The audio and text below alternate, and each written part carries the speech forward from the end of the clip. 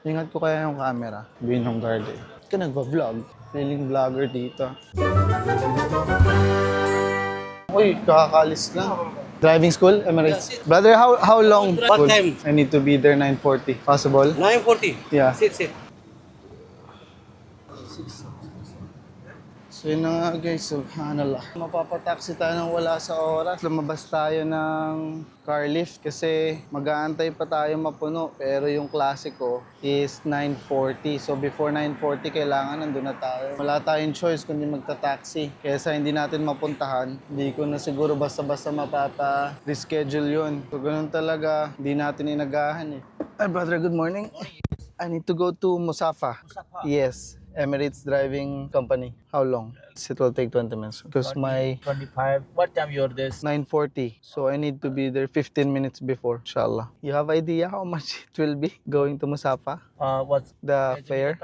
Yeah, below 65? below 65. Yeah. I tried to use the car lift, but They already left? yeah, the first batch left. And then I have to wait for maybe 8 people. So I told them I cannot wait that long. That one is, if they are the missing, that one is very expensive. Again, you. Yeah, again I have to pay. Yeah, you pay.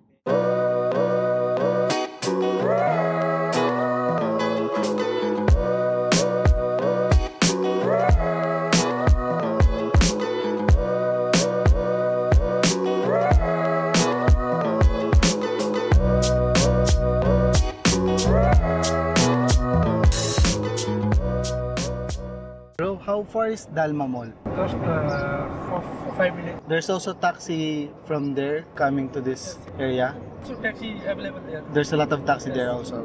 Okay, bro, let's go to Dalma Mall. Yeah, just Dalma Mall. I just need to take something because here there's only Starbucks.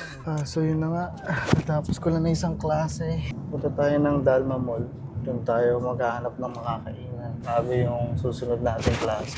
Kasi doon sa driving school, walang makakainan. Starbucks lang meron.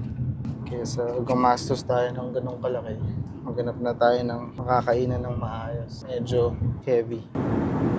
Medyo malayo to sa tinitirahan ko. Siguro mga 30 minutes pag may sarili kang sasakyan. Pag nag-bus ka naman, 40 to 45 minutes makakarating ka na dito. Tapos hindi naman ganun kalayo yung pagitan ng driving school sa bus stop. Itong mga nandito sa Musafa, lapit na tayo sa Dalma. Sana naman okay lang mag-vlog doon. Hindi naman natin malalaman kung hindi natin susubukan.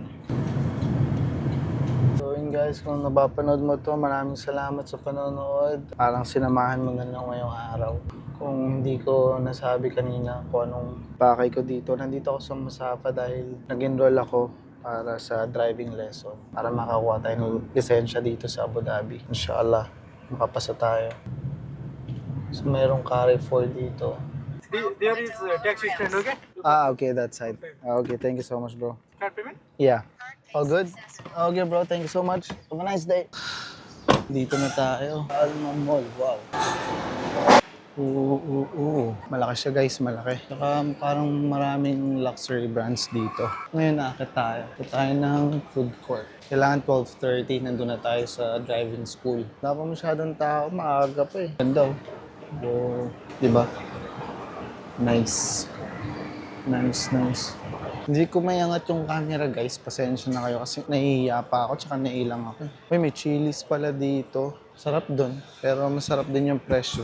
Bro, there is a food court here. Food court, last. Last, just go straight? Thank you bro. Ingat ko kaya yung camera. Kasi pag inangat ko yung camera, hindi kayo makilata tayo. Sabihin ng guard eh. Ba't ka nagpa-vlog? Vlogger ka ba? Feeling vlogger dito. Puma. Yeah, I like Puma also. Yan, may Columbia rin pala rito. Flat 30% off Columbia. Under Armour boy. Tagal na natin naglalakad guys. Hindi pa rin natin nakikita yung food court. May pag-asa pa bang makakain tayo?